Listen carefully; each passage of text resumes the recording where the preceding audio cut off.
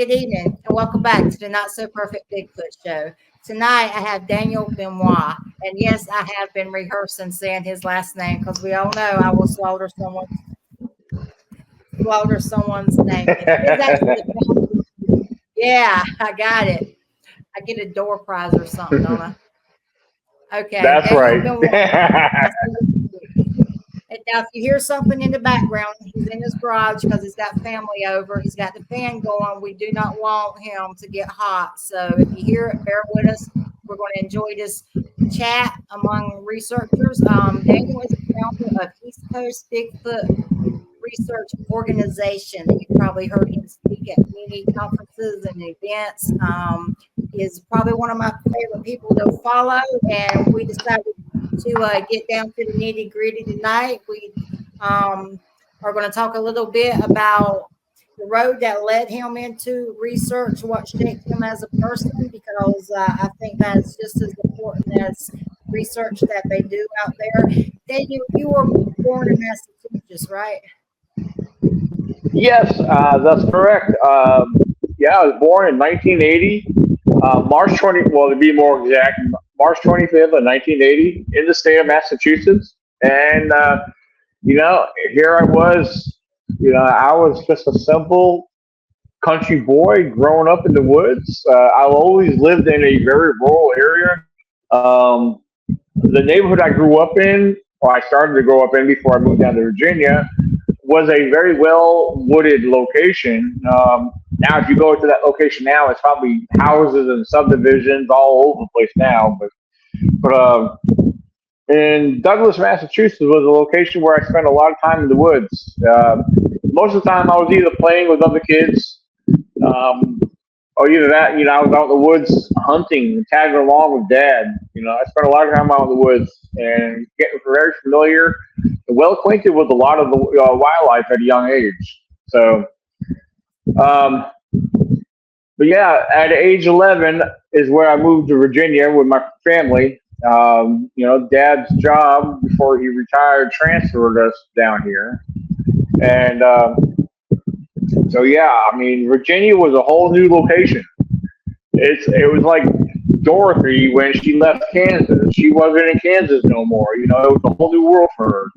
So was moving to the South at a young age. I can tell you, it was a whole new world to me. But I tell you what, the South grew on me, and I felt like I became a part of it. Meeting all kinds of other individuals along the way, and and I'll be straightforward. I'll be honest. Bigfoot was nothing that started off at an early age for me. However, I was more acquainted and I was more familiar with wildlife, and I've always been fascinated with wildlife at a young age. Like I said, growing up in the woods, it's been like a playground. The woods is my playground, even until this day. I'm 44 years old right now, and I can't not get enough of the woods.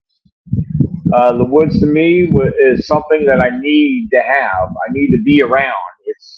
And I know I probably speak for a lot of people that feel the same way. Nature, if you're not in nature, you're not at peace. And that's how I look at everything. And yeah, I grew up here in Virginia, learning the state itself, the layout of the land, and then it wasn't until I moved to the Shenandoah Valley. A lot of people may or may not be familiar with the Shenandoah Valley, which is the western part of the state, and you're surrounded by the Blue Ridge Mountains, the Allegheny Mountains, and I'll tell you what, this is the place. If you're going to move along the East Coast, if you want to come out to the East Coast, I tell you what, Virginia is the place to be. I mean, if you love mountains, between Virginia and I will say, yeah, I got to give Tennessee its props. Tennessee's got some beautiful big mountains. Their mountain ranges are probably a little bit bigger than ours, but we have a lot longer, more vast mountain ranges here. So, I mean, it's something I would definitely recommend. If you have not been to Virginia, visit Virginia. There's mountains all over the place. If you're living in the Shenandoah Valley, such as where I am, you're basically surrounded by mountains. As a friend of mine once mentioned, you're living in a very large salad bowl. So, That's yep. awesome. Yeah, and the Shenandoah Valley is, even till this day, as long as I've lived in the Shenandoah Valley, it never ceases to amaze me. Uh, I mean, I see wildlife just driving down the road. We got a lot of deer, we got coyotes, and a lot of bears. There's a lot of black bears here in Virginia, and I've seen big ones and small ones. And um, so, as far as the wildlife, and you're gonna hear me probably talk a lot about wildlife, but that's what I am. That's more what I'm into. Before Bigfoot ever came along, it was the wildlife that I've observed over the years and I've gotten to learn and study over the years. And so therefore I became a wildlife researcher.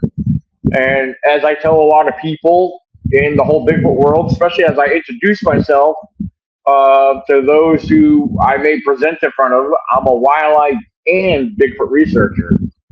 I always put wildlife before Bigfoot because for a couple different reasons, but one that I'll mention is a lot of people jump on Bigfoot, and especially for those who may be new to jumping on the Bigfoot, they look at it as, okay, they want to come across as what they call a Bigfoot expert. Well, for one thing, there's no experts involved with Bigfoot. We might have some knowledge based on the subject. However, you got to know what is known before seeking the unknown. That's part of the phrase I always put out there. It's kind of my motto: learn and know what is known before seeking the unknown. So that's where wildlife comes into play. So yeah, as far as a wildlife and Bigfoot researcher, again, in that order is how I put it to people. I want them to understand that I am very familiar and knowledgeable on wildlife. Yeah, I'm always learning something new at my age. You never stop learning, but you got to be willing to learn. You got to be open to learn. So there's a lot of information out there that there's new data always coming about, and so we're always learning something new. There's some things that we may not completely fully understand, but again, that's where we got to keep an open mind. So, but yeah. I've come a long way since my young youth. I started, like I said, off learning and becoming familiar with wildlife at a young age, hunting with dad and just playing in the woods. So yeah, that's basically where I've come from. It's something that just, I don't know, if for some reason it just fascinates me. Was it your love for wildlife that led you to your Bigfoot, your quest to understand the big hairy guy? I'm going to tell you something. If you look on my website, one of the main things I mention on there, and this is just one of the main things. It's not the main thing, but it was the Roger Patterson and Bob Gimlin Bigfoot footage from 1967 that really blew my mind. When I first saw that video footage, it really opened up a new world to me. Yeah, that had me going out in the woods with a different mindset, where my senses were more heightened and more alert. It's just like let me back up a little bit more.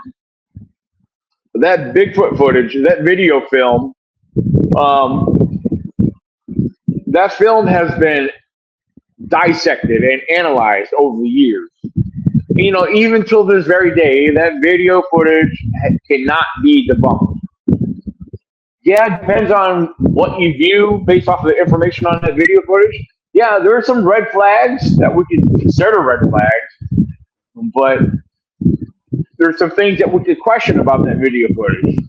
But on the other side of things, if we look at the whole picture, it's got us scratching our heads.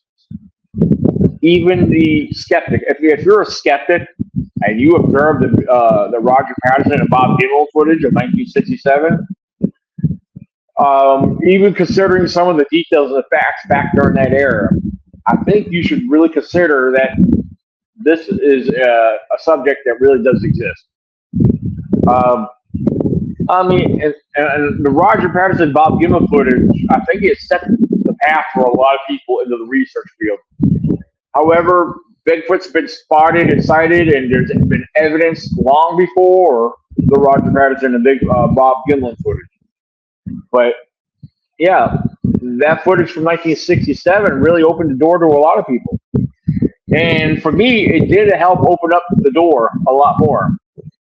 So, when I was out there, doing my exploring and research, it had me paying attention. It had me really looking for what the unknown could be. I mean, does it really exist? Which, after observing that footage and then finding a few basic things for myself, I felt pretty convinced that, yeah, I was a believer. And I was a believer before I ever had any kind of experiences whatsoever.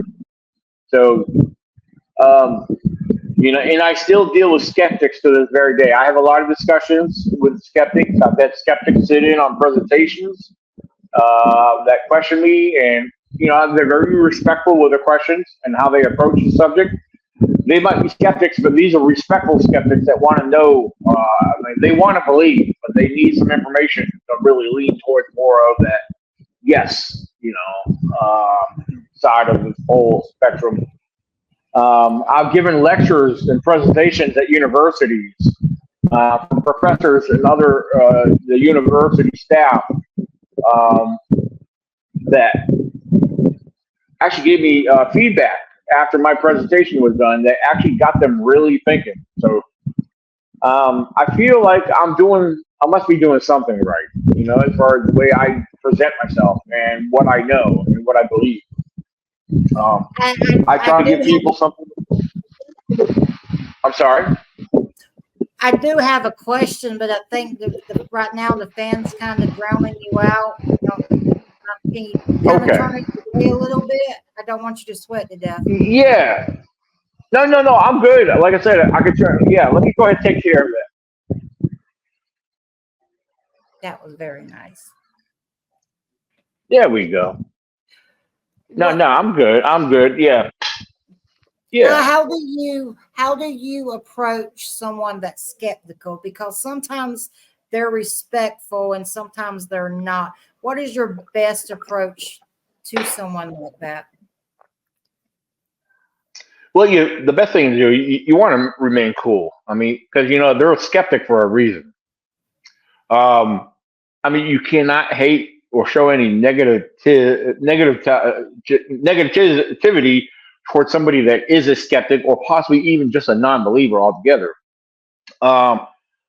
You need to consider where they're coming from, and you need to respect where they're coming from, because the thing is, a skeptic, there's somebody that neither believes or nor does believe. I mean, they want to believe, but they need the data, they need the information, they might need proof. In most cases, seeing is believing for a lot of people. But however, depends on the question that I get from a skeptic. A lot of skeptics, they approach you with a question or multiple questions, and the way I respond to them, depending on the question they give to you, I respond back to them with a question.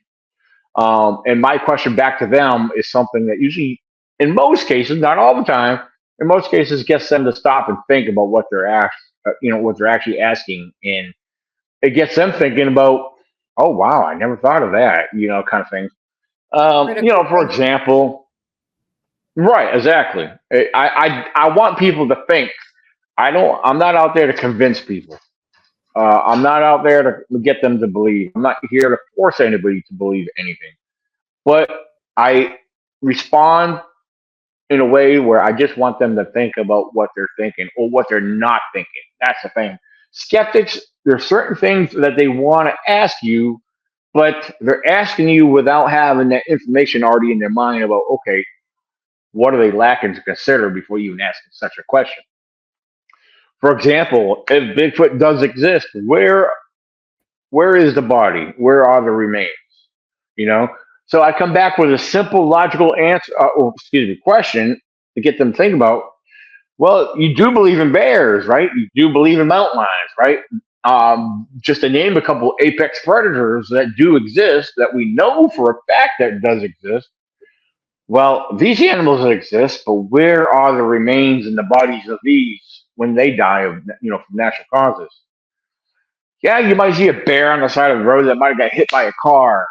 In some states, you might see a mountain lion that got hit by a car.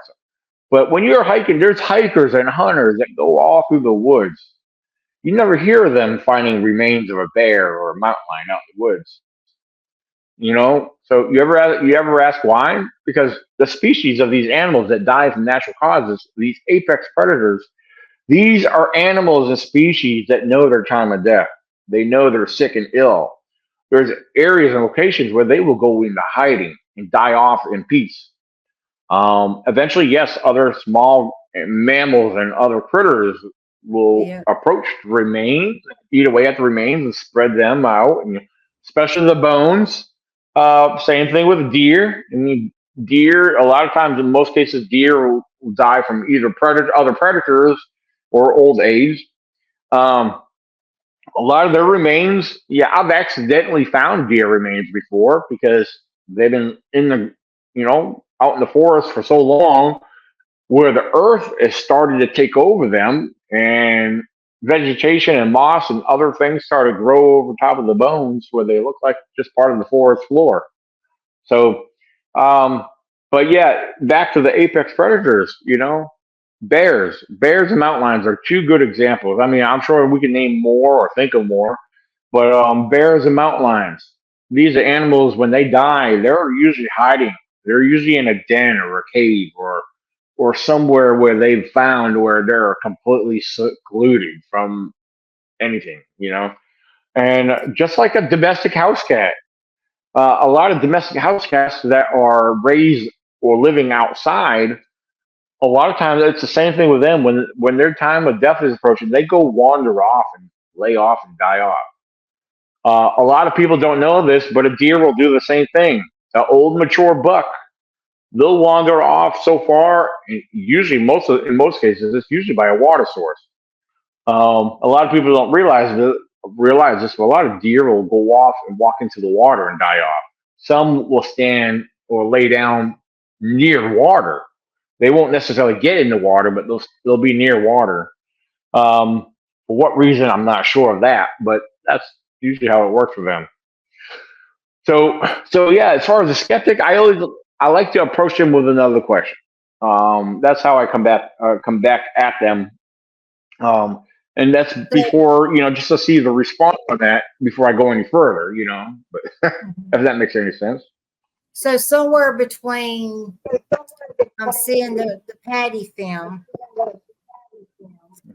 you decided that you wanted to be an active researcher. Do you remember the first time you actually went out to try to discover the species?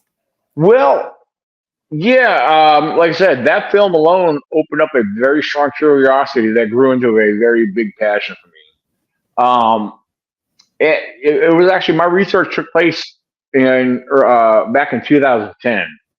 So yeah, I've been involved with this for a good 14 plus years now. But it was actually 2010 is actually when I started really looking for evidence and looking for information and data to collect that would actually point me more into that direction of their existence. Um, so yeah, I mean, like I said, with my senses and my, everything's more on high alert, my senses heightened. Um, it had me really paying attention.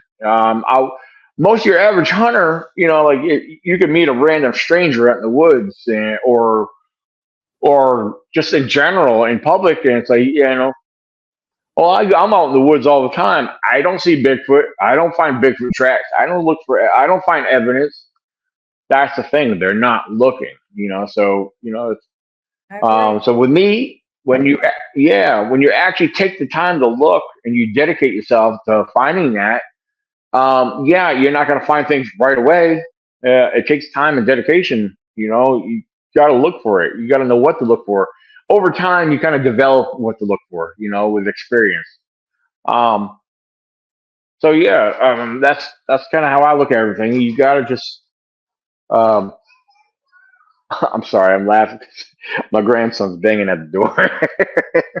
but You no, got them so locked in the closet or something? well, yeah, like I said, we have latches on the door here, and I actually have the outside latch hooked, so he can't open it up and come in here and get into everything. So, It's yeah, okay. We do let family and pets photobomb all the time. So absolutely. Which I actually might have to turn the light on here. It's starting to get dark a little bit here. The only well, light you see is from the window from the garage yeah. door. So how are you doing without the fan? Do you need to turn it on a few moments? No, no, no. I'm good. I'm good. I'm Hardcore. actually used to dealing with the heat in a lot of cases, so no, I'm totally fine. So So I when tell you you, if you don't first mind, I am going to turn the light on real quick. sure. But now you're fine. You go ahead. I can hear you. So when you first started your interest in the Bigfoot subject, what were your thoughts about Bigfoot versus what you have come to discover? How has that changed? What were your original like perception of what it might be? Has that changed? And if so, how? Well, I can't say much has changed. As far as my early stages of beliefs on what the subject might be, um, you know, it's kind of hard to explain, but I'll try my best. Looking at the subject of Bigfoot and what Bigfoot might be is basically I've always looked at it as in a non-human primate sense. Um, and with that being said, I'm not calling Bigfoot equal to a gorilla or chimpanzee or anything whatsoever. However, I believe that Bigfoot may be its own form or species of primate, just unrecognized or undiscovered to mankind. I know based off a lot of eyewitness descriptions and reports, you kind of hear human features. Um, then you hear about some people. You'll hear a lot of people say, "Well, Bigfoot's a human. He's not an ape."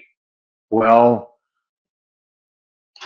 I question people on why they say that. I say, well, they're not understanding what an ape actually is or a primate. Scientifically speaking, we're human primates. We are primates. We're human. Then you have your non-human primates. So, so is he a primate? Yes, I believe he is. To say he's not human, or there's a difference. There's a lot of you got to be careful. It's kind of a gray area. You got to know how to respond to that or look at that. Then again, you got people believe he's extraterrestrial. I'm not going to rule that out, but I don't. I even though I won't jump on board with that, I can't jump on board with that because there's no evidence. That's just theory. I mean, how that's a problem with a lot of speculation in this whole community is people want to say what it is, but don't have nothing to fall back on. I do believe we may have extraterrestrials up in space, but there's no evidence whatsoever where we're going to say, well, Bigfoot is the alien. He was dropped off by this UFO. Maybe he was, but where's the evidence? You see my point? People want to Yeah. jump on their imagination and theories, and because it feels good. It feels good to believe what their imagination is telling them. It's not going to get you nowhere. So stop it and stop arguing with people trying to question you about it because you don't have nothing to fall back on. That's my whole thing. A lot of people don't want to hear that. So yeah, um, I don't know if I'm getting off subject here a little bit, but it's making me think of a few things. No, but I always tell people your research, you're entitled to your thoughts and your opinions through your own research. right, So right. Thank you. I appreciate the honesty on that. So when you first started going out, have you ever? Well, before I get there, to me when I talk to people about Bigfoot, I love to hear the behavior, the encounters, how they Hmm. react. So what is your thing? Are you into structures? Are you into the nest? Are you into behavior? There's always like a niche that really drives someone. What drives you about Bigfoot? What is your thing that when you come across, you're like, yeah, some people like the tracks, the prints, or Mhm.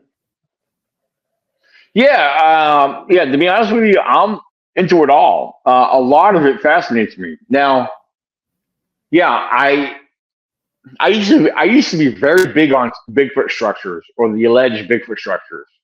However, I am very objective on a lot of stuff. I look at things very critical. Yeah, because I see people posting pictures of shelters on Facebook all day long. And what little do they know, or that they're lacking awareness of, is that people build stuff. There's there's people that practice what do you call it? uh, Um self or bush. wilderness survival. Yeah, exactly. Yeah, there's bushmen out there that practice these things. There's hikers that practice these things.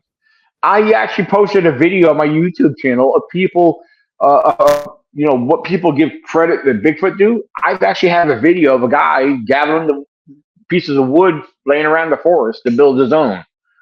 There's hunters that build these things, shelters and or formations where it protects them from being seen from the wildlife. Um, so yeah, 99% of the time, what people are finding, most likely a human built it. You know. Um, Now, at the same time, I believe like my most fascinating thing is when it comes to structures is by finding possible TP structures and X formations. At the same time, again, I'm very objective on this, but when I find them, yeah, it fascinates me. But I have to keep in mind that, okay, weather could have done this. Two, it looks like something with opposable thumbs made this. Well, there's only two species in the world large enough with that could construct something with large trees and everything that looks like it was made with opposable thumbs. That's humans and non-humans. You got primates. Primates. Us human primates and non-human primates are the only two species in the world that have opposable thumbs. Now let me back up. There are small species such as raccoons and possums, etc., that have opposable thumbs. But we're talking about subjects that are stronger and more robust that can construct such large structures. Um, but so yeah, you got your humans and non-human primates. Some of these structures appear where something with opposable thumbs had created them. So again, with that being said, we can never, again, never rule out human interaction or human behavior. Um, Now, on the other hand, I am very well familiar with a lot of wildlife vocalizations. Now, there's been on a number of occasions where I've witnessed hearing um, vocalizations that I was not able to identify. Now, with that being said, I always believe. Now, I'm not going to say they were Bigfoot because because I was not able to identify them does not classify it as okay. That belongs to Bigfoot. Mhm. No, we have to remain objective. We can't be jumping on the Bigfoot train every time we hear something we don't know what it is. Um, but there's been some strangeness out there that I've experienced, and as I tell people, I always believe that there's a possibility. That's the key word I like to use a lot. Possibility. I'm not saying yes. I'm not saying no, but there's a possibility that could have been that, or this. So that's one thing I always like to throw out to people. You won't hear me make something a fact unless it's about our known wildlife. If I ever point out a fact regarding Bigfoot, well, you best believe I'm going to have some kind of video documentation on it. Call it a fact. Um, that's just how I am. I know a lot of people don't like that. A lot of people don't like my approach because I'm very objective. Me, I like to call it being very honest. I don't want to fool myself, and I don't want others being fooled. But everybody insists on being uh, too many other people assist on fooling themselves. They want to believe everything's Bigfoot or some other cryptid related. Um, I would I would be that no, Debbie Downer doing that in the field. yeah, right, yeah. I mean, we have to be that way. It's important.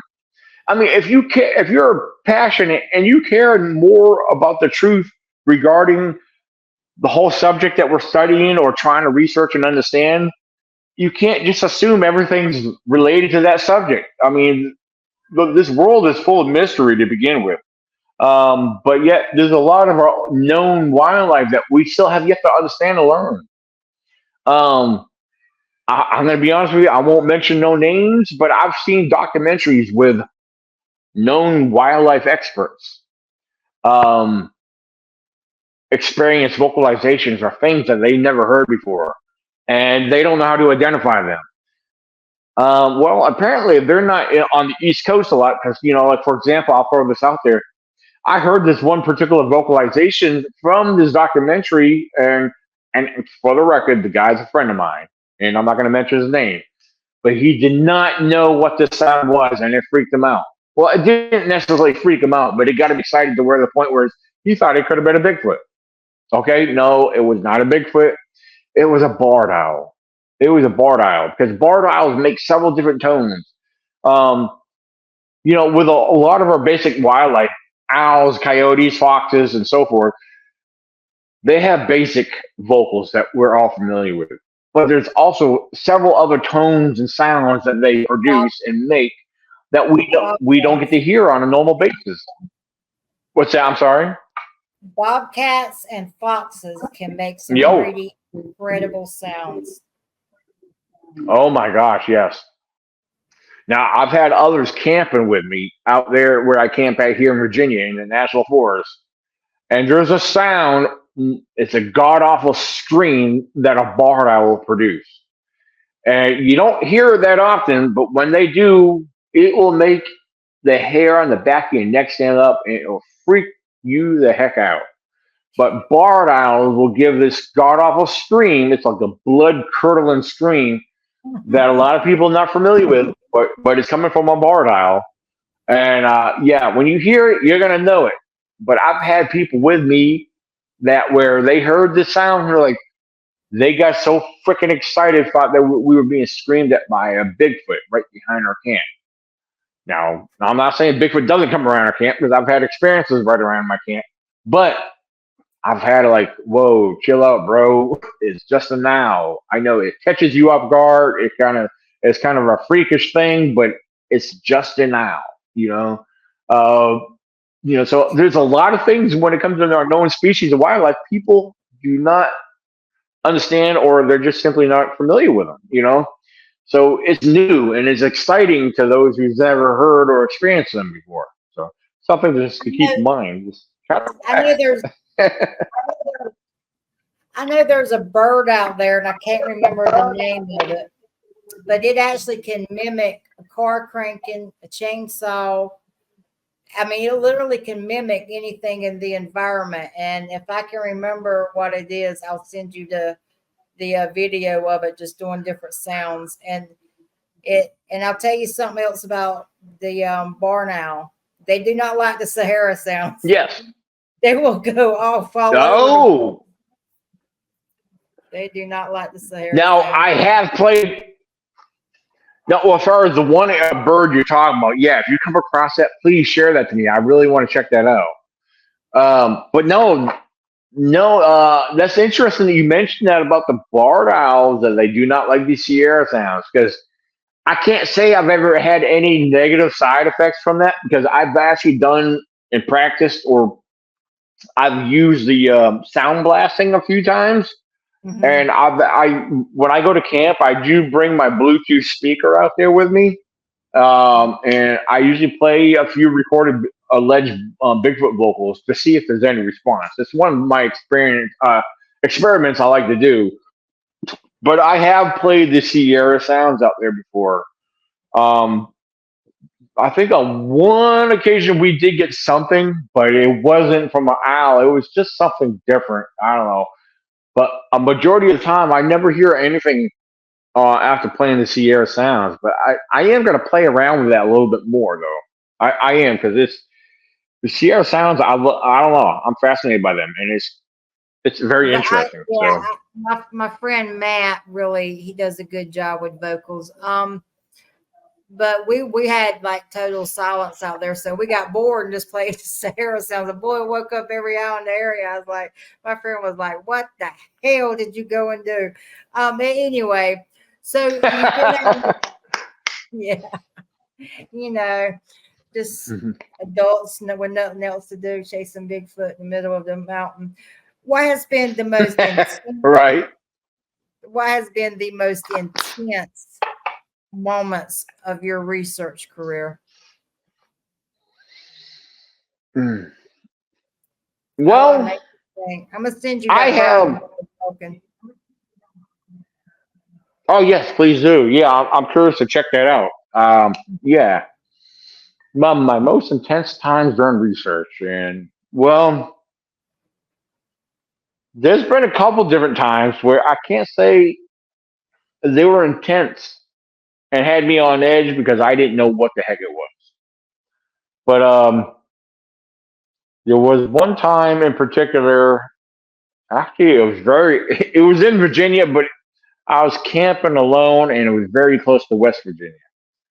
And it was an area where a buddy of mine that I used to work with, he was an older gentleman, where he's heard stories from this area. But now there was a time where he took me out there. Yeah, there was a time he took me out there. Me and him camped. We did an overnight camp one time, which was interesting because we didn't do much exploring, but he took me to the camp spot where he's camped a lot.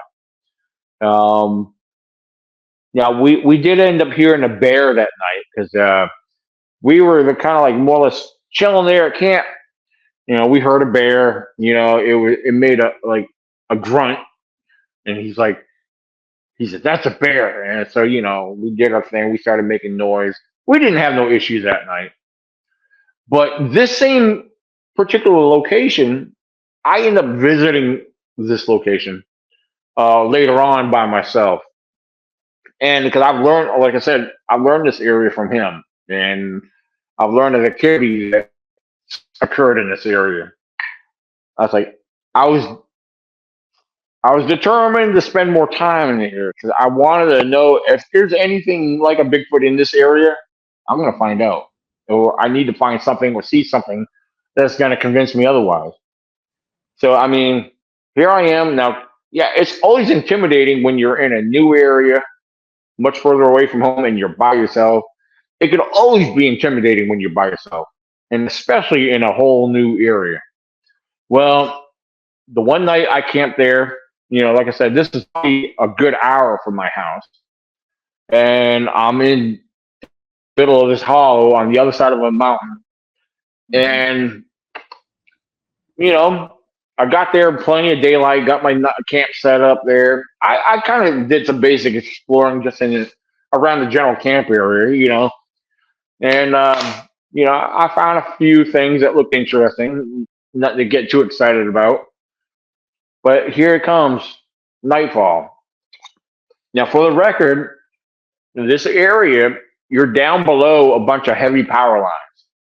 My buddy Richard, that introduced me to this location, he surnamed it Whispering Hollow. And he explained I know. why he called it Whispering Hollow because, yeah, the sound of those power lines, the big power lines that run through the forest out there. At nighttime, when the cool air and the dampness comes in, you'll hear them over top. They're snap, crackle, and popping. But the sounds of the electricity running through them, they sound like voices. Yep. And and then the cool air comes down off the top of the mountains and settles down into that hollow. And he told me, and sure enough, he was not lying. He was right on for everything he ever told me about the area. He said that area will become very eerie to you. He says, because you see, he's camped there for years. This guy, he's an old timer. He's camped in this area for years. He knew this area. And but yeah, again, I went there camping by myself, and sure enough, you're sitting there dead quiet, and it's become very heavily foggy around the campsite. You can't really see into the forest away from your camp. The only thing you can see is what you got lit up around that general area. And yeah, I'm listening to the sounds, and it's besides hearing a few of the the power lines making their snap, crackle, pops, and whatever sounds. I'm sitting there, and it's dead quiet, and all of a sudden, right behind camp, off to my left, behind me, probably about 30, 40 feet, give or take, maybe even a little further. But it's what I heard next sounds so close.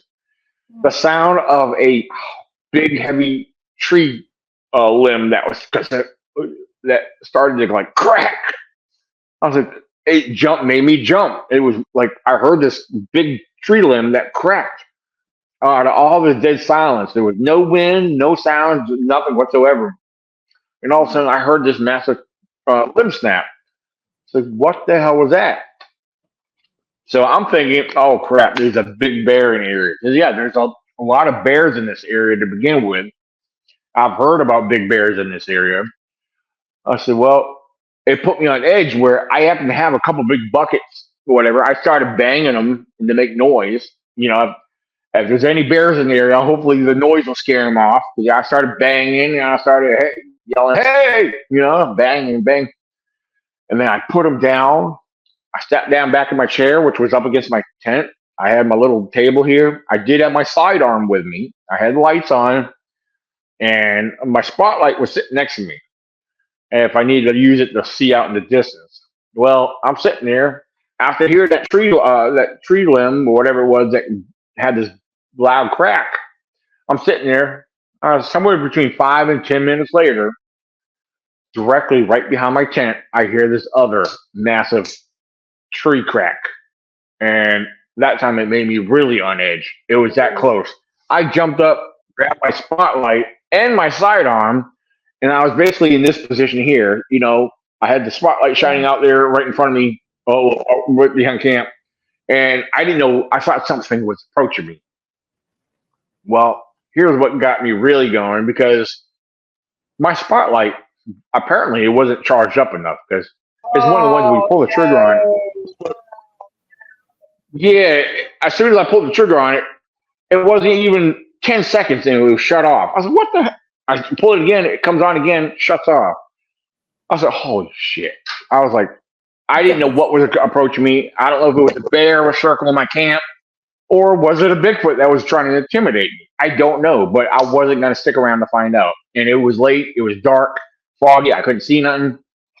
The first thing I did, I was like, okay, I'm not taking no chances. I threw my most valuables in my vehicle, left the tent there, all fully set up. I just grabbed my most valuables, threw them in there, and got in my vehicle and drove all the way back up that mountain and came back down the other side and came back out into civilization. And I was like, okay. Came back 2 weeks later, nothing was ever touched. My tent was still set up. But that was a moment I will never forget. I can't say it was a Bigfoot, but assuming it was just a bear that was working surrounding the area that was very bold. Because I've heard, like I said, I've heard that there was big bears that roam that area. And when the limb's healthy. Bears have usually bear skin. What's that? When a limb is healthy, you don't have to see it's healthy. When a limb is healthy and it's being broke. Yeah. Oh, yeah. These limb snaps, I mean, they were undeniably. I didn't see what was being snapped, but it sounded like they weren't little. These weren't little snaps. These were like big, hard, heavy duty crack. Like what the hell, But that's what intimidated me the most is not seeing what was doing it. There was no wind and no other sound. I didn't hear the sound of any footfall. And that's what led me more to believe that they were possibly a bear in the area. Because a bear, a lot of people don't realize this, but you won't hear a bear approaching you. A bear, because of the padding on their feet, they could walk right up behind you and you'll never know it. Unless they're snorting or making any other sounds. But their footfall alone is very silent. So that's kind of led me to believe more towards a bear than anything else. But, it's just the fact that I was very vulnerable and I couldn't see what was approaching me. I felt like a sitting duck, So So I got Well, to say most that was people, probably one of the most intimidating situations. well, most folks think a black bear is harmless, but I think it was a year ago someone was killed in the Appalachian Mountains in North Carolina by a black bear. So I guess it depends on if they have Hmm. young or not. I know the ones I've encountered that when I work with animals, we would go and like when they would wander in the city, we'd have to respond to that. But that they really just want to pass through. And I mean, All right. they're I mean, you got this bear peeking behind a tree, like I hope you don't see me. I just want to get out of here. People start surrounding up with their phones and everything. I mean, it's kind of sad, but I kind of get it because it's a black bear in the middle of the city. So Yeah. Well, yeah. Bears themselves, black bears, they are very less. They're very. What's the best way to put shy. this? Is that they are. Yeah, they're very shy and skittish in nature. It would have to take something pretty. For them to have young. Uh, yeah, I mean, for them to be aggressive, it would have to be something extreme. Um, yeah, sometimes they get bold because if they're hungry enough, if you got food around camp or anything that gives them a reason to approach. But in most cases, black bears are very skittish in nature. Um, according to Native American folklore, well, not necessarily folklore, but Native American legends and the way Native Americans actually view black bears versus grizzlies, the grizzly is the evil of the two. You got to. It's like you got good and bad. The black They bear is the good side of this. Yeah, it's like a good spirit versus the evil spirit. Because grizzlies, even though we don't have grizzlies here on the East Coast, grizzlies are tend to be more aggressive and angry. The black sneaky. bear is quite the opposite. So, Grizzlies will yep. will circle back on you. You think that you hey bear, grizzly turns around and goes. You think, okay, I won, but they're coming back around to you. I mean, grizzlies are sneaky, Now man. a black Yes, now a black bear will do that too if you're like for example, I'll give you a good example of that. Some years ago, just a few miles up the road from where I live, you got we got the Blue Ridge Mountains that run right up to here in the backyard, Wow. and up the road a few miles, there was a group of hunters that were bear hunting, and apparently they shot and wounded this very large bear. And the group of guys that were there, one of them ended up going off by himself. But that black bear, he was wounded, but he ended up circling around, and he started to stalk that guy. And it got to the point where that black bear just about came and started to attack him. And if it wasn't for the other guys that came by, that were separated from the one guy, they weren't too far off, but they were able to come over and gun the bear down. Because the bear, yeah, if they're wounded in any way, if you shoot and wound them without killing them, they will become very aggressive.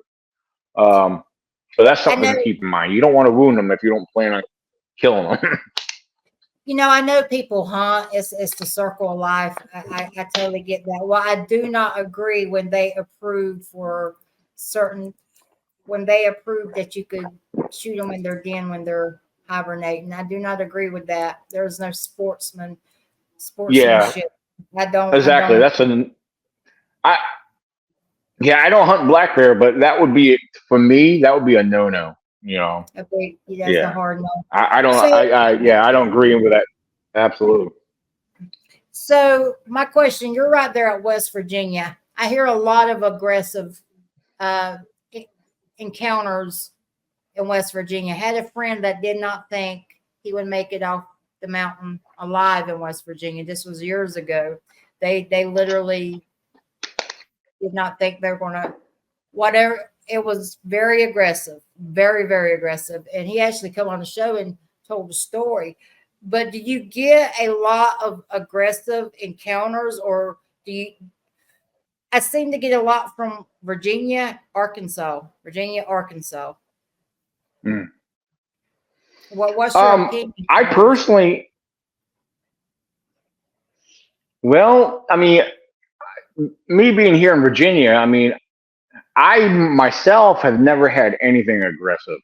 Um, my based off of my experiences that I can contribute to Bigfoot is that they are just more or less curious of you being in their area. However, I have heard stories nearby because my research area where I camp at most of the time it's just a few miles from West Virginia. So I can't say I've ever had anything aggressive in that area. But again, as far as stories, I've heard of people having some more or less intimidating encounters where they were more or less being stalked and followed out of the woods.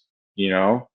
You're like, But that's then going again, I mean, I wasn't there, or yeah, I wasn't there or a part of those situations. But it's just the way they describe them. It sounds like, well, it sounds like the Bigfoot just either wanted to make sure you were leaving out of the area, or just curious. They followed you up because they were curious about where you were going, if you were going to stay in the area. I mean, that's just the way I took it. But I can't say I've ever heard of any Bigfoot attacks, uh, you know, per se.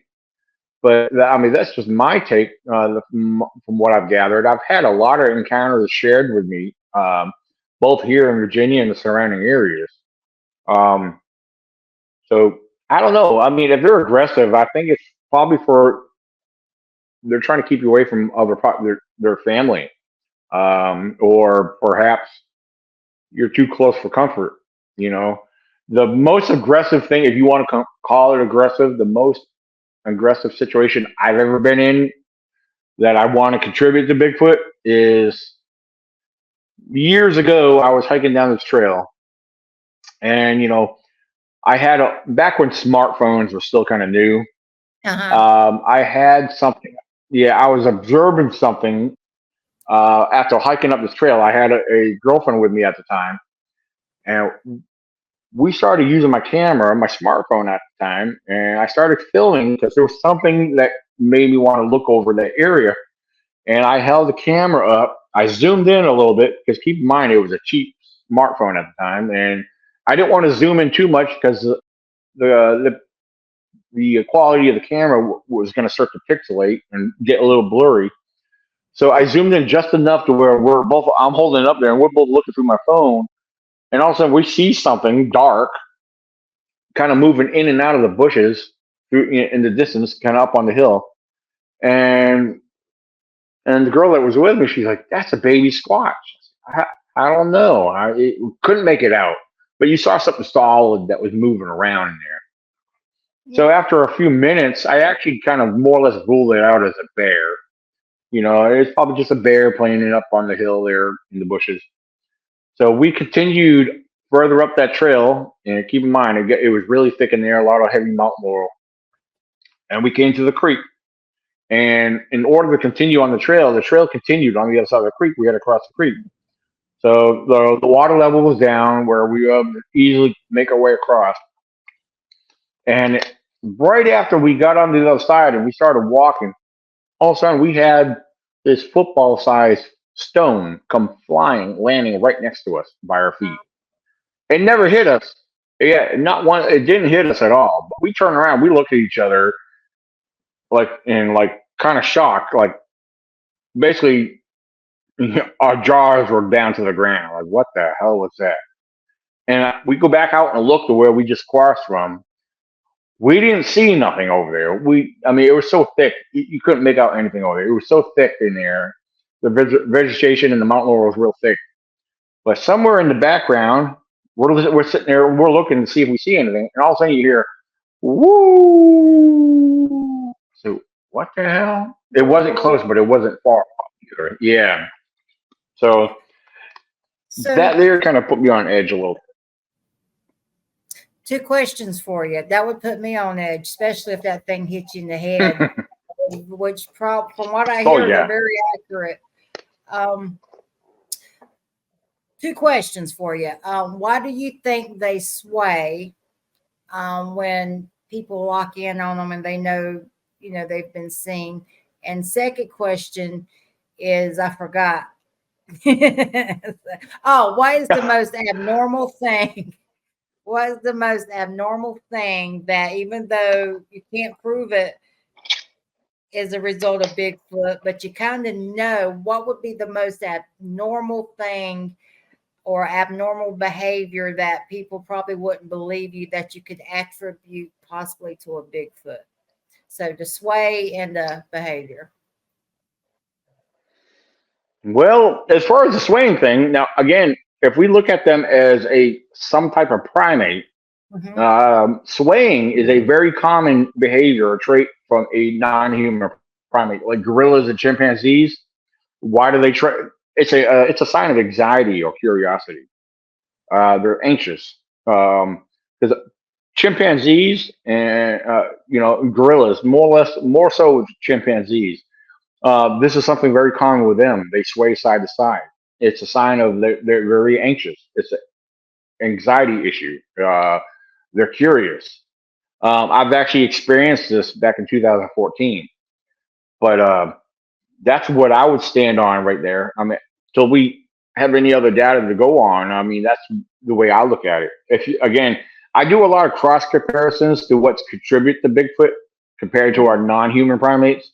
Of course, I know a lot of people don't want to hear that, but there's a lot of similarities and a lot of things we can compare to almost say, okay, well, Bigfoot does this, Bigfoot does this, Bigfoot does this. They've been observed doing this.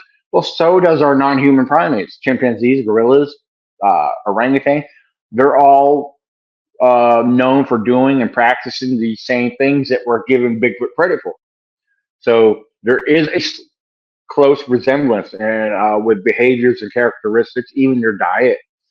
Um, so jumping ahead on the other question, I really don't know where to really respond on that. To be honest with you, most abnormal thing. Hmm.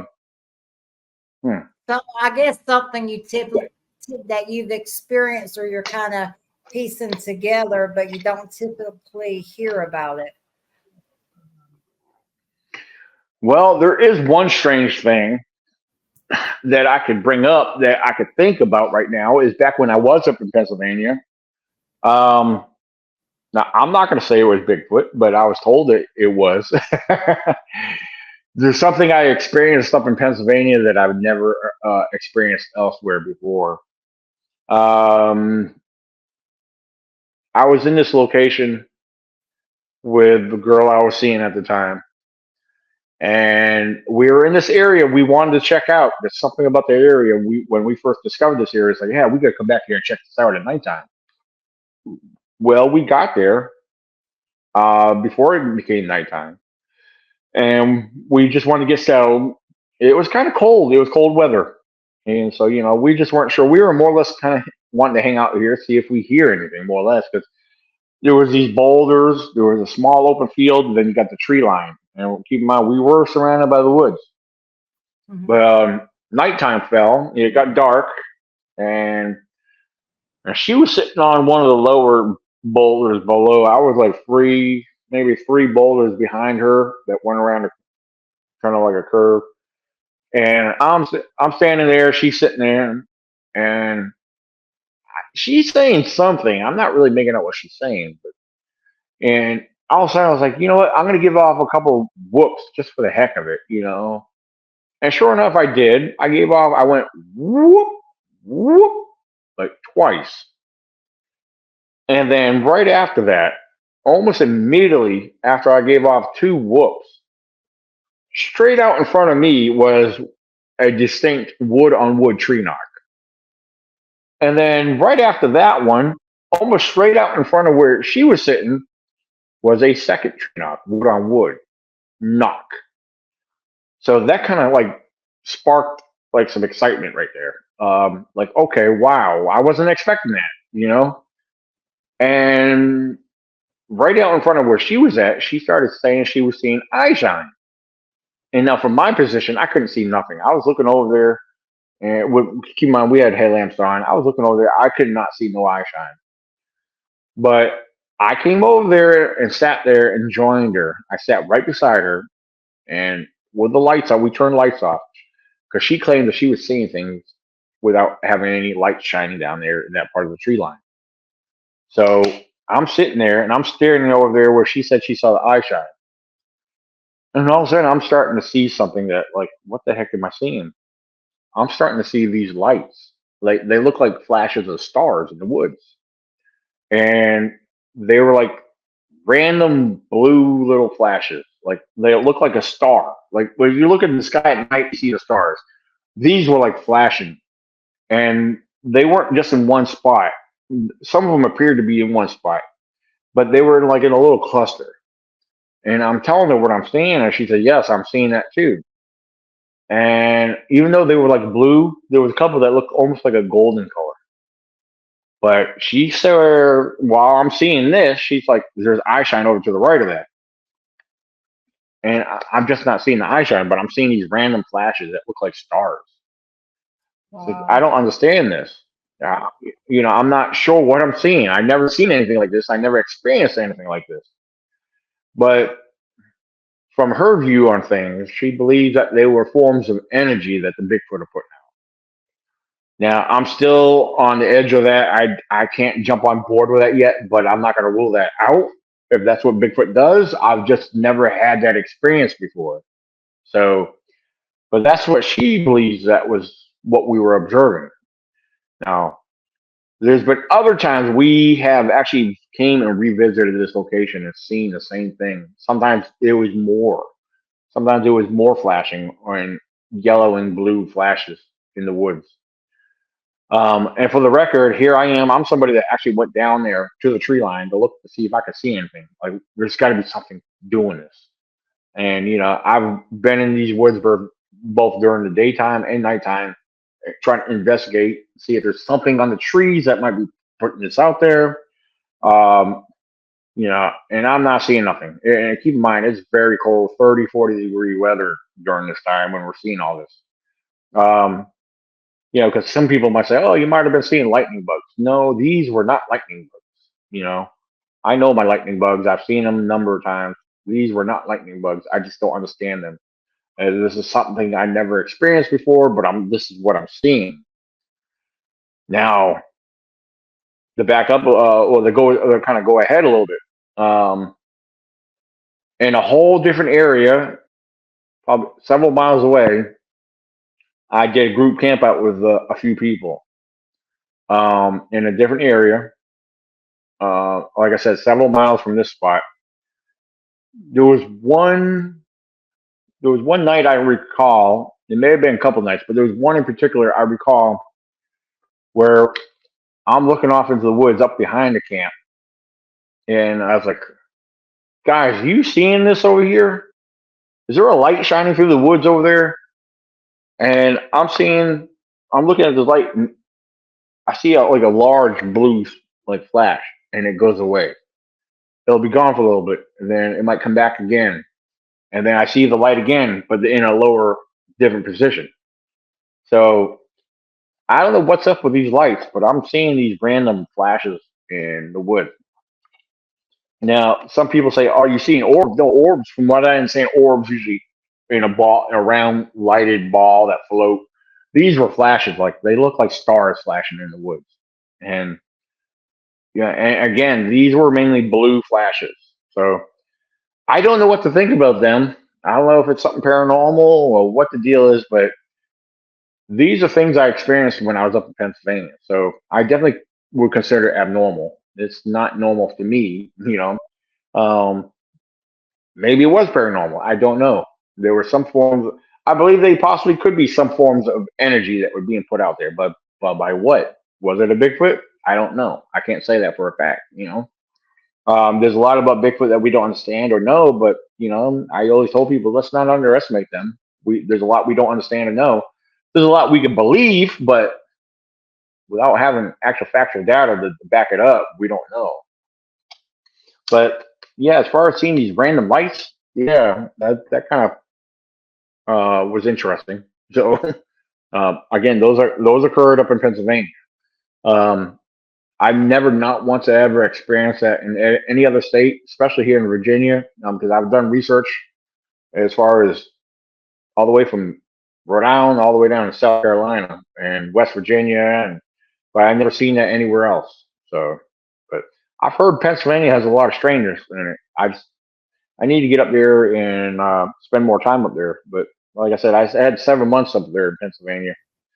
Now, years ago, I spent a couple of months in another part of Pennsylvania, not far from all that. But I can't say I've ever experienced anything strange out in that part of the woods. Although I found what I believe to be a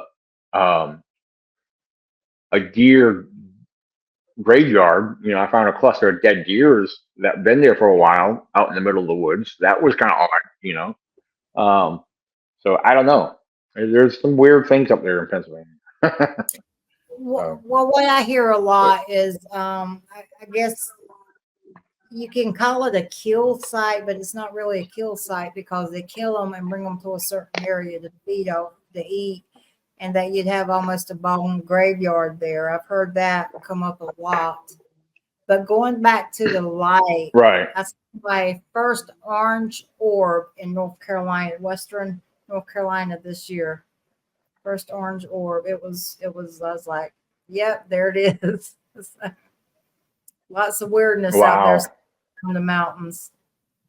The swamps are Oh, I believe it. Yeah.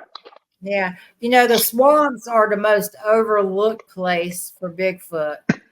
Swamps are so active, but there is an energy in the swamp that, I mean, it's just some high strangeness that goes on there. I have pictures where I've looked across the swamp, didn't see anything there, but in the picture it looked just like what's the dude that wears the mask? No, it looked just like Michael Myers, and it had a reflection. Oh, yeah, yeah, yeah. And I'm like, it was not there, but it just as clear as day, you could see it in the picture with a reflection in the water. And I'm like, and I looked at my friend Richard, I'm like, that was not there. He was like, that is crazy. But there's also a lot of history on that land too. But I think the coastal swamps are some of the Wow. most overlooked places for some really good activity. Yeah. What is your why? What is Yeah. your I've why? heard some crazy stories. Yeah, go ahead. I'm sorry. What is my what? What is your why? No, I'm sorry. What is my What is why? your why? Yeah, what is your why? Why do you do it?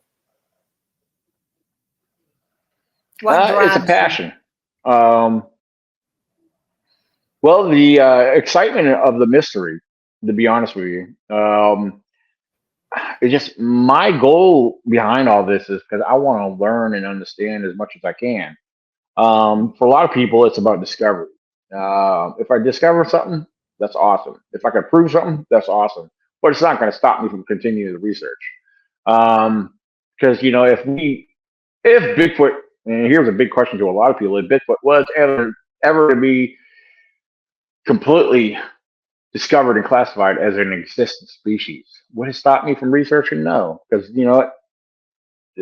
we don't understand Bigfoot. We don't. There's really the truth is we don't know Bigfoot.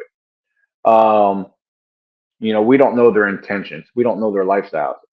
Based off, we can only go based off of eyewitness descriptions and what we have observed ourselves to give any kind of speculation on stuff. Um, really, it's all about learning. So like I said, it started off as a curiosity for me, and the passion just grew, and it's growing stronger. So, and my bigger thing behind all this, and the reason why I like to speak at events, is to spread awareness of who I am and what I do. Um, and again, it's not about discovering the species. I don't care if they get discovered or not, but if they do, it's not going to stop me. So that's the way I tell people, and the way I look at it. So, Do you think that yep. as adults, we need to justify why we go out there and look for them by saying we need to prove they're out there? Do you think we just kind of feel like we have to justify the fact that we're going into woods looking for something that I'm a knower. Okay, I'm a knower. I know they're out there. Right. But do you think that to say we need to prove these things exist is just an excuse so we can justify why we're out there running around in the woods looking for these things? Or do you think really this a mission to do it? Because to me, everything we touch, we eventually harm, and just some things are better left alone. You know, what's your opinion on that? No, that's a good question. Yeah, I mean, again, I mean, first of all, it's everyone's personal business why we do what we do. But me personally, I love nature. I love the outdoors. I love wildlife. Um, I mean, I get deer in my front yard all the time, and I see deer all over the place. But it's the little things that excite me. And if you don't appreciate and love the outdoors, you have no business going out there to begin with. Um, that's me. I love the outdoors. I respect the outdoors. I host group campouts, and not just to look for Bigfoot, but to educate people. Um, People need education on the outdoors. They need the understanding of the outdoors. They need to learn to respect the outdoors. Um, so yeah, it's all about education, awareness, and appreciation of the outdoors. Um, and like I tell a lot of people that want to get involved with this, well, first of all, you gotta, like I just said, you gotta love being out there. You gotta love nature, because nature has a lot to learn from. I'm still learning. You know, as much as I grew up in the outdoors and observed a lot of all the various wildlife. There's some wildlife I've observed that the authorities will deny that we have here on the East Coast. But we do have Sure. them. Mountain lions, for example. I've seen a mountain lion, they're up and down the East Coast, if people want to believe it or not. We got wolves, we got coyotes, you know. But the mountain lion is another big thing here, too. People deny that. Like, um, I've witnessed seeing a mountain lion in my home research area in the national forest out here, you know. Um, they're more cited and spoke about more in West Virginia and whatnot. But we have them here in Virginia. There's a lot of eyewitnesses to them, I myself included. But What so yeah, that's the biggest thing, man. You got to understand and love the outdoors. That's what drives me to come out there because nature is like a second home to me. It's like when I'm out there, I'm at peace. I just love get taking it that? all in. You got to be able to enjoy it. So, I yep, get that. I get that. absolutely. Uh, so your love for wildlife, your knowledge of wildlife, just opens the door for, to me, the perfect question. You often get Bigfoots associated with coyotes when you get to vocals. Sometimes when coyotes are going off, and I've heard this, and I've spent a lot of time in, the forest and the swamps, and you know, a vocal will start and it turns guttural and then to a mumble, but it seems to always go when the coyotes are around. What do you think? Do you think there's a connection there, or do you think it's coincidence? Because Bigfoot, coyote, you seem to always. Now that's a good question. I've actually been asked that a lot, and I've been presented with a lot of people believe that there is a connection or correlation there. However, I believe Bigfoot is also an opportunist. Just like when a group of coyotes are on a hunt, normally you'll hear them sound off in packs. Sometimes in the early evenings, sometimes up to the early mornings, you'll hear them sound off. You always have one. You'll have one that will set the whole group off. Um, but yeah, to hear the extra sound in there, now I'm going to be honest with you. I can't say I've actually heard anything different than a group of coyotes. But my belief on if Bigfoot is working together with coyotes, it's because it's an opportunity to take advantage of free meal. Because coyotes do hunt in groups. Um, a lot of your predators usually work solo, but coyotes on the other hand, it's a group effort for them. They work in a group, and I believe that there's a Bigfoot that may be around or be following the groups, for their meal. You know, Which would be You a know, learned coyotes will behavior. hunt. What's that? Which would be a learned behavior from the Bigfoot. Right. Yeah. Yeah. So right. So, you know, I hear a lot of people talk about hearing the different sounds and the vocalizations amongst the coyotes.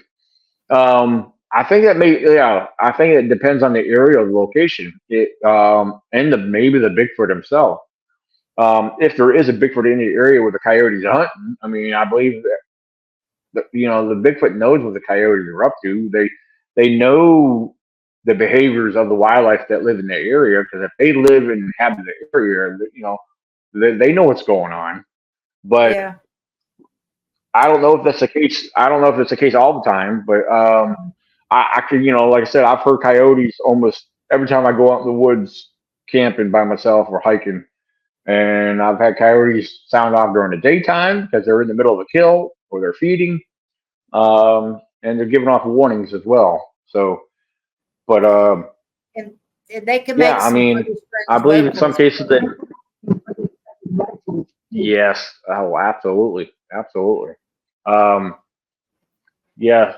So yeah, I mean, I believe they can be. I'm not going to rule that out. I can't say I've ever heard anything strange out of the ordinary amongst coyotes sounding off in my area, but I've heard a lot of other people talk about hearing a vocalization that does not sound like a coyote. So, but Yeah, I was again, that always goes back to where I was talking earlier. know your wildlife. Oh, go ahead. Well, yeah, know your wildlife. Oh I was yeah, always yeah, skeptical of that until I heard it, and I'm like, I mean, it was a guttural, yeah, just like I'm fed up, you know, like I was. Then it went to a mumble, and okay, Nick, just whatever. What yeah. do you think your That. intelligence level is? Oh yeah. Oh my, I believe it's off the charts. I'm just I mean, they're great survivors. You know, yeah. I just believe their intelligence levels are beyond our understanding. Um, I mean, they are not to be underestimated by no means.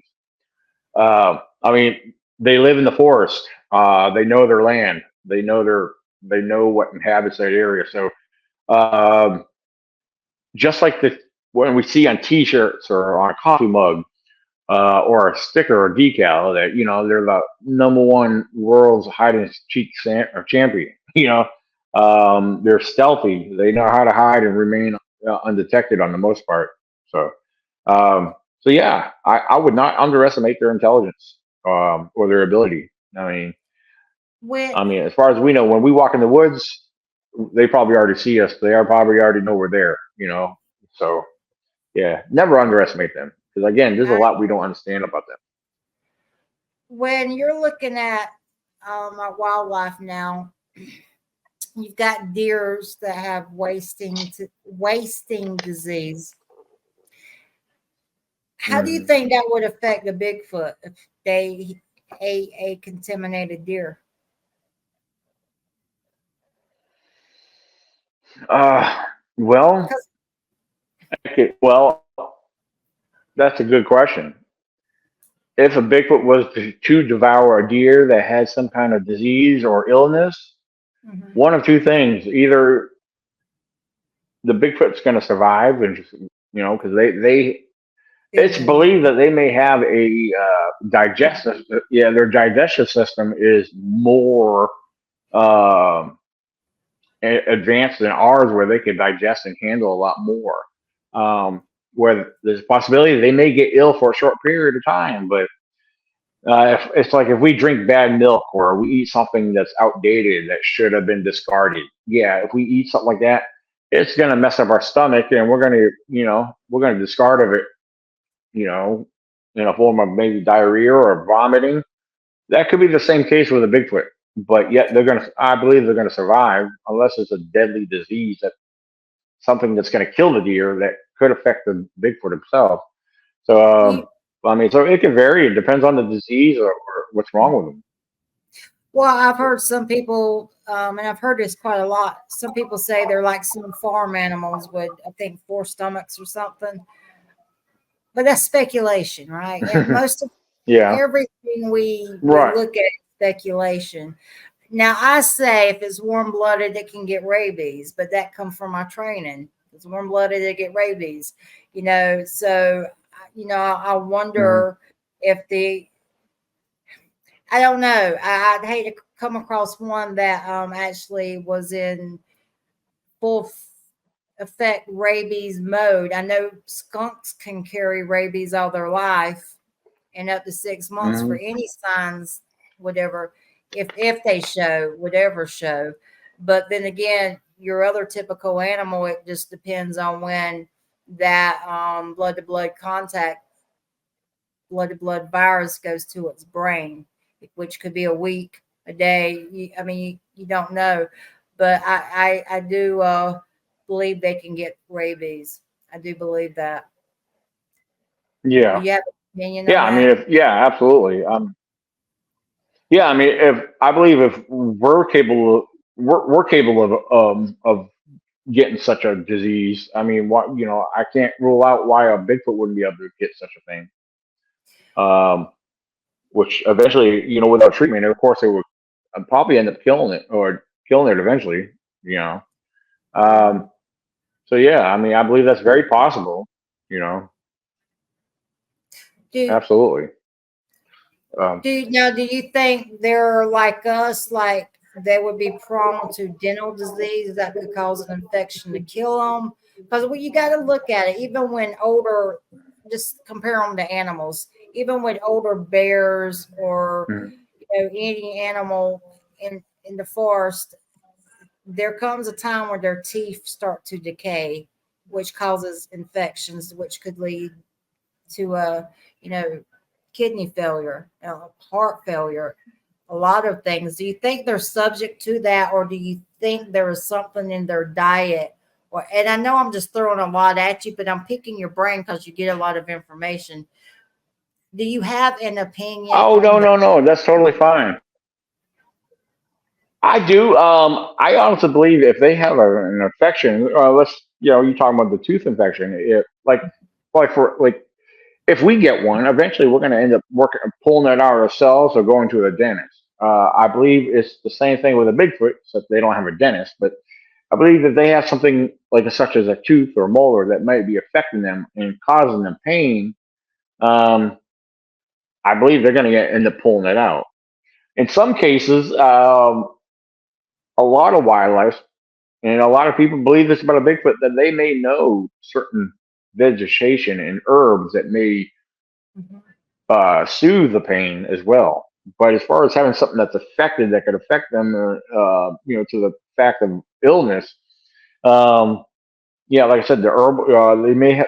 A lot of people believe that they are familiar with herbal or natural herbal plants that they may eat that may cause them, uh, or not shouldn't say cause them, but may allow them the benefit of healing. But in some cases, I believe that if they have pain, I know if I was a Bigfoot and I had a toothache, I'd be trying to pull that out, to keep it from hurting anymore. Um, Now, as far as like other species, I can't speak for all wildlife species, but I know for like a mountain lion or a cat, um, a lot of times if they have a toothache and it's bothering them, they will run. A lot of people don't know this, but they will run for miles. You may have a mountain lion that was two, three states away, but if as long as they have that toothache and it's killing them up in their jaw, they run. The the blood Adrenaline. flow when they run, yeah, that adrenaline will keep that tooth from throbbing. That's what a lot of cats will do when they have a toothache. They will run and they'll stay on the move, just to keep the pain down. Um, like I said, I can't speak for all wildlife, but I know that's a fact about cats. And but as far as Bigfoot, my opinion is, yeah, they would have to pull that out. Because I mean, you would think if it's causing enough pain that they would have to, you know, do whatever's necessary to stop it. So I agree. that's the way I look at it. But yeah. Do you think they're more meat eaters? hmm Honestly, I think they're omnivores. I think they eat both meat and vegetation. And the way I like to compare their diets is to a bear. Now, except it's quite opposite. A bear, a black bear, for example, they're basically, if you look at it scientifically speaking, they're 80. A black bear is 80% vegetation, 20% meat. I believe it may be the opposite. If you flip those percentages around to a Bigfoot, I believe a Bigfoot is more or less 20% vegetarian and 80% meat. And the reason I look at it that way is because, most average or full grown Bigfoots, in order to survive, they need to have so much protein and calories. And that's where your meat comes in. Your meat's going to be more protein and calories. Mhm. Unlike your vegetation, they might have a lot of vitamins, but they're not going to have your calories that you need to survive. So so that's how I compare Bigfoot with like other wildlife with black bears. But yeah, they have a higher percentage of eating more meat, I believe. So Well, this yep. I'm going to ask this, and I know it sounds stupid because it was stupid when it just popped in my mind, but you know what they say about No, questions. no, it's all good.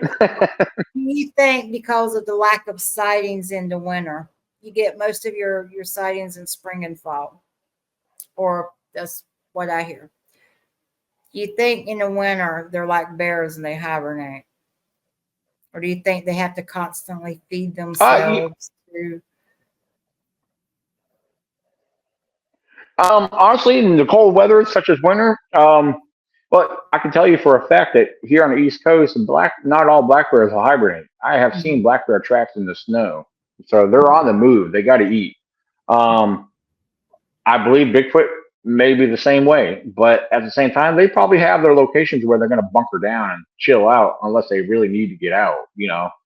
Um, so I think it may vary. Like I said, a lot of people, yeah, when they think of bears in general, they're like, yeah, bears are hybrid. You know, it's wintertime, you're not going to see a bear. That's not true. You will see a bear during the wintertime. Because like I said, they're out and about moving around. Yeah, I've witnessed their tracks in the middle of snow. Um, so Bigfoot, I believe it's the same thing. Um, they might slow conservative. down a little bit, maybe they might slow down a little bit, but they're going to be out and about. They got to eat, just like we do. They got to survive. So perhaps they may have dens and caves that they go into, and they probably bring in extra food in there, like But during the mid fall, where the real cold weather is approaching, most bears will pig out and scavenge everything they can just to put on those extra calories. You know, um, it could be the same way with Bigfoot. So Yeah, I've absolutely. always wondered that would they slow down and kind of conserve your energy a little bit more. But I don't know everything. To me, everything's a guessing game. But like you said, if you know wildlife, that would be your first step to good researching. And I agree with that. Oh yeah, absolutely. What advice? Well, what equipment when it comes to someone that wants to research may not have been out in the woods. Let's just say what equipment would you recommend them carry into the woods or on a hike with them that's both would be good for if they got stranded for survival, or that one item that every researcher should have, or both? Well, first of all, as far as anyone getting involved with Bigfoot research, for starters, it's always good to have your eyes and your ears. You want to have your senses on full alert and be observant. Um, as I tell people getting involved with this for the very first time, I don't care how old you are or how young you are. You want to get familiar with your area.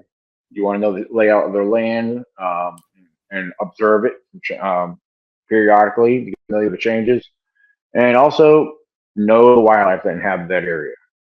But as far as equipment, I would recommend something. Start off simple. You don't need to have a lot of money to get involved with this. You know, audio recorder. It's always good to have. Most people have cell phones these days. There's your camera. I use my cell phone a majority of the time, although I have nice, expensive equipment. But I use my phone most of the time. It works just as good as far as when you want to document something. If you're making, like, I've done documentaries I put together on my YouTube channel, Well, use just using my phone. Um, so a phone is always good to have, regardless. But you're not always going to have phone service either. Um, but yeah, when you go out there, if you plan on being out there for a while, you want to bring the basics. You want to bring, keep a backpack, keep some drinks in your backpack. You know, it's always good to have a first aid kit. Simple basics like that.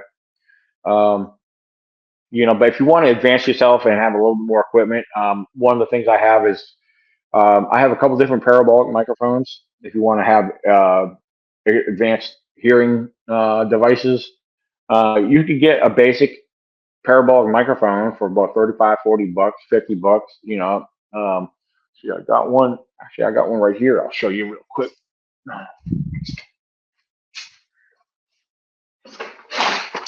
we used to call those the bionic ears when I was a detective. That's what we called those, bionic ears. Yeah, that's basically what these are. This is a bionic ear. You can get these off of Amazon for about 35 to 50. Yeah, it all depends. They start off about, you can get them as low as $25. This one here was $56 because this one here, it has a micro SD card. You can actually record on this. So not many of these come to where you can record on it. But these Wow. here, it's got a set of earbuds. You can use regular headphones for it, but I got the earbuds on it. But this is a good tool to have. I do have another parabolic mic that was almost around $700, which is put away right now. That's very advanced if you want to really get into that. But basic equipment, a bionic ear. Uh, they're made to hear up to 300 feet. But if there's anything vocalizing further away, if it's loud enough, you will pick it up on those. Those are very awesome devices. Um, so yeah, the basic stuff like that, I would recommend them. A regular digital audio recorder you can buy online or go to Walmart, Target, or wherever. Get them about 30, 40 bucks, give or take. Um, I have one of those. I also have a Zoom audio recorder. You'll pay a little bit more money for them, but they're worth it. They are excellent devices to record. Um, so yeah, there's a lot of basics you can get out there if you want to just start off simple. You don't need to have a lot of money or a lot of equipment involved with this. I have basic night vision that works excellent. I have thermal imagers. So yeah, I got real good thermal imagers that work great. And but all my equipment wasn't bought, in a day. I've had a lot over the years, and so I've accumulated little by little over the years. Um, I, like everybody else, I got to keep up with my bills too. So when I have the Yeah, extra money, I try to throw it out towards equipment. So, I tell you what, I but really want I guess it would be a thermal drone because oh wow, yeah. because the area of the swamp I was in, we had silence, but there was a crow way back in the woods that it was telling on something out there, and it was giving something's Hmm. location away, and I would love to have a drone. That is probably going to be my number one thing I get, um, you know, down the road. But I want a drone so bad it's killing me. So I'd almost Yeah, go. I got a drone. Yeah, I got a basic drone, but it's not expensive, but it works. I mainly use it for. During the daytime, I'll use it around the camp area if I have a clear enough area to get a better observation. But I mainly use it for B-roll footage if I'm doing a video documentary. That's Mhm. basically all I use it for. But maybe someday down the road I'll get a better one. But I'm If not made of money. if Some, it's if it serves its purpose, it's done its job. right? Yeah, absolutely, Well, absolutely. I've been talking your So, ear off, but I do want to know, out of all the years that you've been out in there, what has been your most active night that you just walked away and you're like, whoa, that was a good night. oh well, oh shoot, I've had several interesting nights out there. That's been exciting for me, regardless if I've been by myself or with a group of people. Um, I think this one particular night, I will share. I will talk. It was actually during the hunting season. It was 2015. It was during the hunting season, and I was camping out by myself, and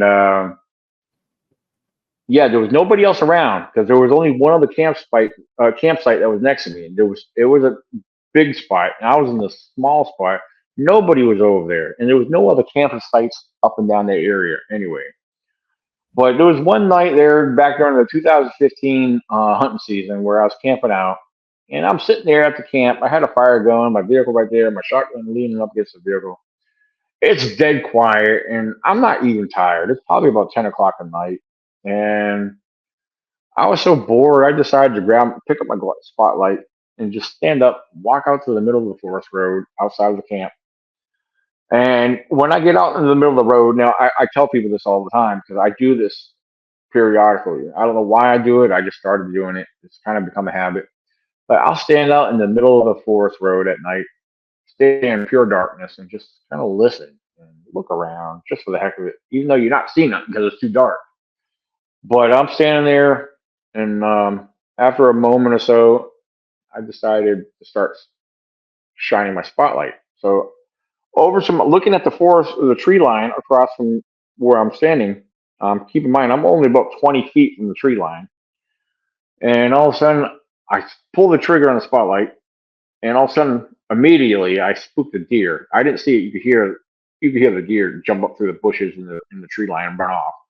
I was like, oh, cool! I spooked the deer, and then I'm panning my spotlight along, and when I got between the 1 and 2 o'clock position, something just inside that tree line. Apparently, I spooked something else. I never saw nothing, but what I heard next was large, heavy bipedal steps walk away from me. And when I heard this, my heart was actually thumping and pounding away. It felt like it was up in my throat because I was completely by myself. I was completely vulnerable. I did not have not a weapon on me, but there was no denying what I heard inside that tree line. That was not a bear because you would not hear a bear walk like that.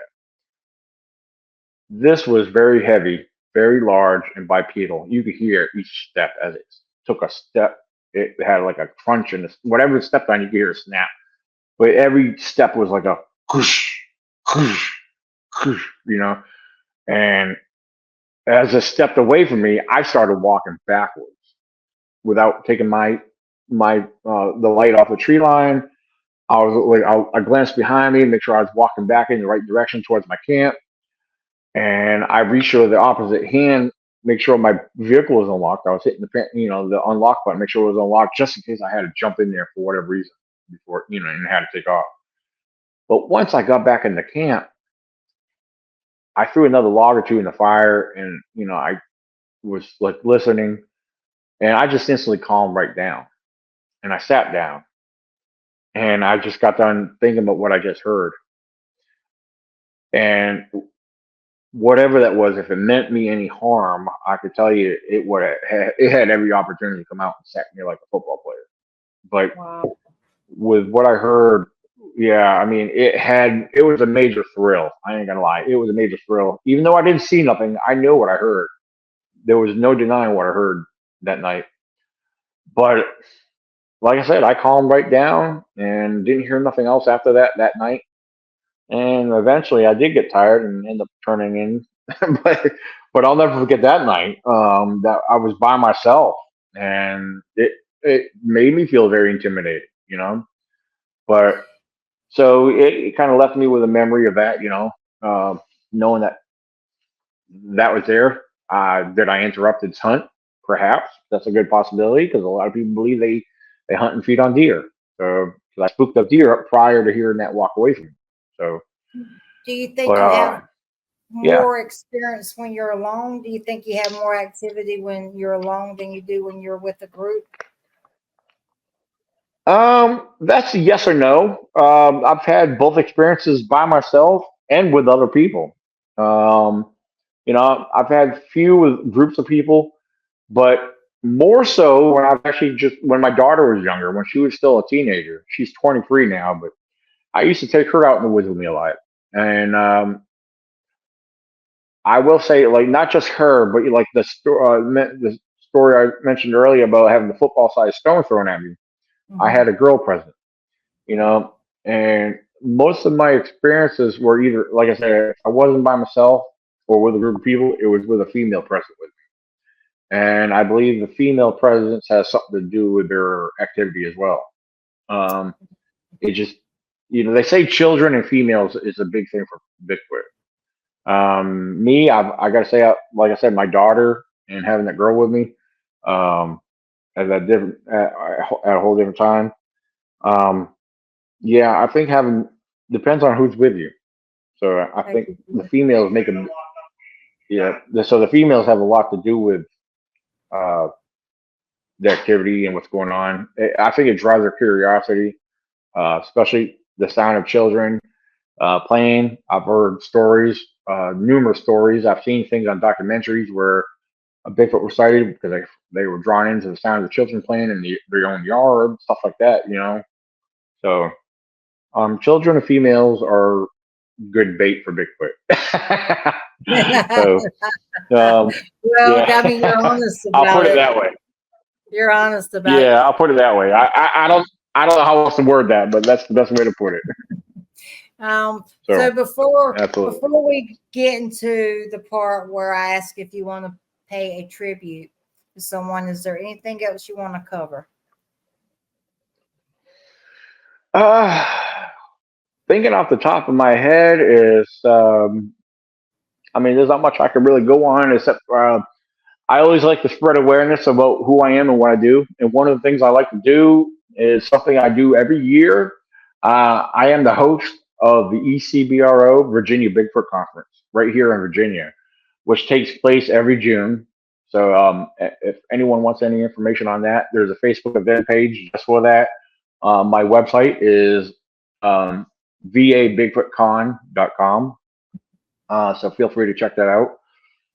There's a new event that's taking place here in Virginia, which is happening this month. I'm speaking there, and there's a very good possibility that I will become more involved with that event. It's not hosted by me, but it's the Wintergreen. It's called the Blue Ridge Bigfoot Festival, and it's hosted by the Wintergreen Resort here in Virginia.